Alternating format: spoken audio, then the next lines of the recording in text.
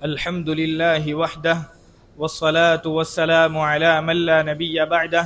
أما بعد فأعوذ بالله من الشيطان الرجيم بسم الله الرحمن الرحيم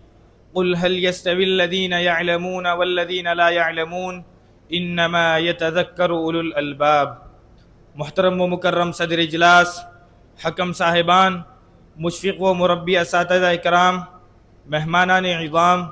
اور میرے ہمسفر رفقا، آج کے اس اجلاس میں میری تقریر کا عنوان ہے جہالت کی مذمت اور اس کے نقصانات۔ محترم حاضرین، جہالت یہ ایک ایسا مرض ہے جسے قرآن و سنت نے سخت ناپسند فرمایا ہے۔ جہالت وہ پردہ ہے جو انسان کی نگاہ سے حق کا منظر چھپا دیتا ہے۔ جہالت صرف ان پڑھ ہونے کا نام نہیں، بلکہ حق کو نہ پہچاننا، عقل استعمال نہ کرنا اور علم سے دور اختیار کرنا بھی جہالت ہے۔ جہالت وہ بیماری ہے جو انسان کی عقل، کردار، دین اور دنیا سب کو آہستہ آہستہ کھوکھلا کر دیتی ہے۔ سورۃ الانعام میں اللہ رب العالمین نے فرمایا وَلَكِنَّ أَكْثَرَهُمْ يَجْهَلُونَ، لیکن ان میں سے اکثر لوگ نادان ہیں۔ اسی طرح سورۃ الزمر میں اللہ رب العالمین نے فرمایا قُلْ هَلْ يَسْتَوِي الَّذِينَ يَعْلَمُونَ وَالَّذِينَ لَا يَعْلَمُونَ، اے نبی آپ کہہ دیجئے کیا جاننے والے اور نہ جاننے والے برابر ہو سکتے ہیں؟ حاضرین، یہ آیت واضح کرتی ہے کہ علم عزت و سربلندی کا سبب ہے اور جہالت ذلت کا۔ اسی طرح جہالت کی مذمت بیان کرتے ہوئے دکتور فیصل بن جمیل غداوی حفظہ اللہ کہتے ہیں ان الجہل داء خطیر وشر مستطیر وهو رأس كل خطیئہ ومنشأ كل ضلال وسبب عظیم لإضاعة الدین والدنیا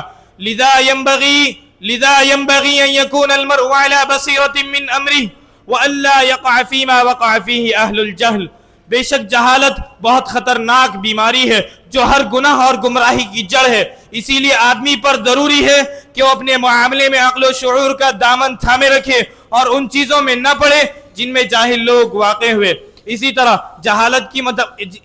جہالت کے متعلق اللہ تعالیٰ نے اپنے انبیاء کو تنبیہ کی، جیسا کہ اللہ نے اپنے نبی نوح علیہ السلام کو نصیحت کرتے ہوئے فرمایا یا نوح انہ لیس من اہلک انہ عمل غیر صالح فلا تسألنی ما لیس لک به علم انی اعیدک ان تکون من الجاہلین۔ اور یہ جہالت اتنی قبیح صفت ہے کہ جو بھی شخص اس قبیح وصف سے متصف ہو اس سے پرے رہنے کا اللہ تعالیٰ نے اپنے نبی کو حکم دیتے ہوئے فرمایا خذ العفو وأمر بالعرف وأعرض عن الجاہلین۔ محترم حاضرین، یہی وجہ تھی کہ انبیاء علیہ السلام جہالت سے پناہ مانگا کرتے اور علم نافع کا سوال کرتے، جیسا کہ موسیٰ علیہ السلام نے اللہ رب العالمین سے دعا کی تھی اعوذ باللہ ان اکون من الجاہلین، اور آپ صلی اللہ علیہ وسلم کو اللہ تعالیٰ نے یہ دعا سکھائی ربی زدنی علما۔ اور ام المؤمنین ام سلمہ رضی اللہ عنہا کہتی ہیں کہ آپ صلی اللہ علیہ وسلم جب بھی میرے گھر سے نکلتے اپنی نگاہ کو آسمان کی طرف اٹھاتے اور یہ دعا کرتے اللہم انی اعوذ بک ان اضل او اضل او ازل او ازل او اظلم او اظلم او اجہل او یجہل علی۔ محترم حاضرین، علم انسان کو اللہ کے قریب کرتا ہے اور جہالت انسان کو اللہ سے دور کر دیتی ہے۔ جہالت کی حقیقت یہ ہے کہ عام طور پر لوگ یہ سمجھتے ہیں کہ جو پڑھا لکھا نہ ہو وہی جاہل ہے، حالانکہ جہالت صرف علم کی کمی کا نام نہیں بلکہ حق کو جاننے کے باوجود اس پر عمل نہ کرنا، سچ سامنے ہو پھر بھی اس کا انکار کرنا، یہ سب جہالت کی شکلیں ہیں۔ اسی لیے اللہ رب العالمین نے جہالت کو گمراہی کے مترادف قرار دیا، جیسا کہ اللہ نے فرمایا وَمَنْ أَضَلُّ مِمَّنِ اتَّبَعَ هَوَاهُ بِغَيْرِ هُدًى مِّنَ اللَّهِ، اور اس شخص سے بڑھ کر گمراہ کون ہے جو اللہ کی ہدایت کے بغیر یعنی علم کے بغیر اپنی خواہشات کی پیروی کرے۔ محترم حاضرین، جہالت کے نقصانات یہ ہے کہ جہالت کے سبب انسان دین کی صحیح سمجھ سے محروم ہو جاتا ہے،